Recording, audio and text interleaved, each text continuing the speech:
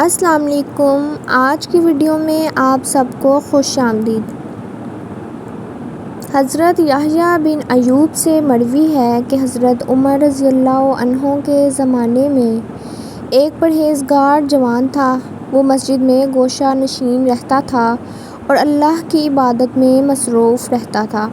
حضرت عمر رضی اللہ عنہ کو وہ شخص بہت زیادہ پسند تھا۔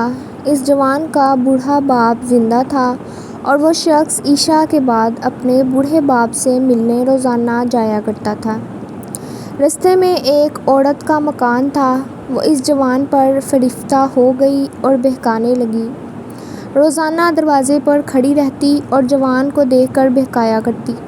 ایک رات اس شخص کا گزر ہوا تو اس عورت نے بہکانا شروع کیا، یہاں تک کہ وہ شخص اس کے پیچھے ہو گیا۔ جب وہ اس عورت کے دروازے پر پہنچا تو پہلے عورت اپنے مکان میں داخل ہو گئی، پھر یہ شخص بھی داخل ہونے لگا۔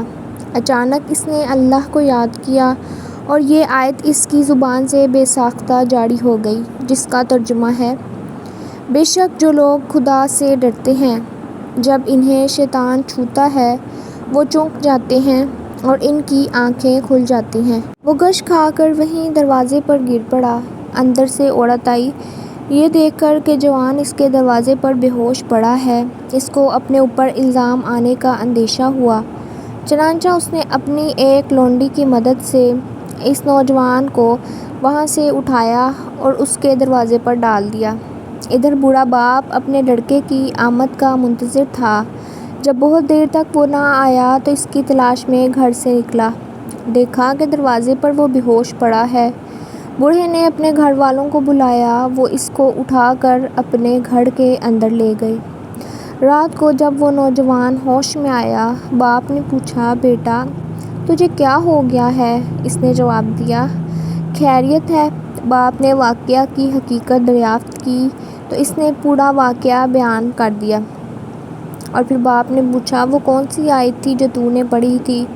یہ سن کر بیٹے نے مذکورہ بالا آیت پڑھ کر سنا دی اور پھر بے ہوش ہو کر گر پڑا۔ اس کو ہلایا گیا تو معلوم ہوا کہ وہ مر چکا ہے، چنانچہ رات ہی کو دفن کر دیا گیا۔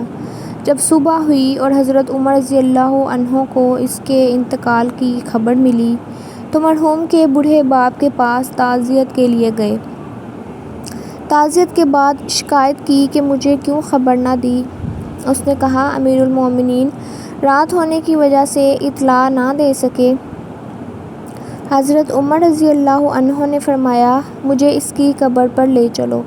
قبر پر جا کر فرمایا، جس کا ترجمہ ہے، اور اس شخص کے لیے جو خدا سے ڈرتا ہے 2 باغ ہیں۔ اس شخص نے قبر کے اندر سے جواب دیا، جس کا ترجمہ ہے، اے عمر، اللہ نے مجھے دونوں جنتیں دے دی ہیں۔ سبحان اللہ!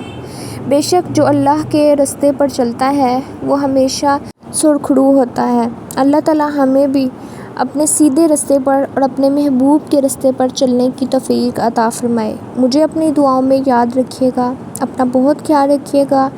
ملتی ہوں آپ سے اگلی ویڈیو میں ایک نئے ٹاپک کے ساتھ۔ تب تک اللہ حافظ۔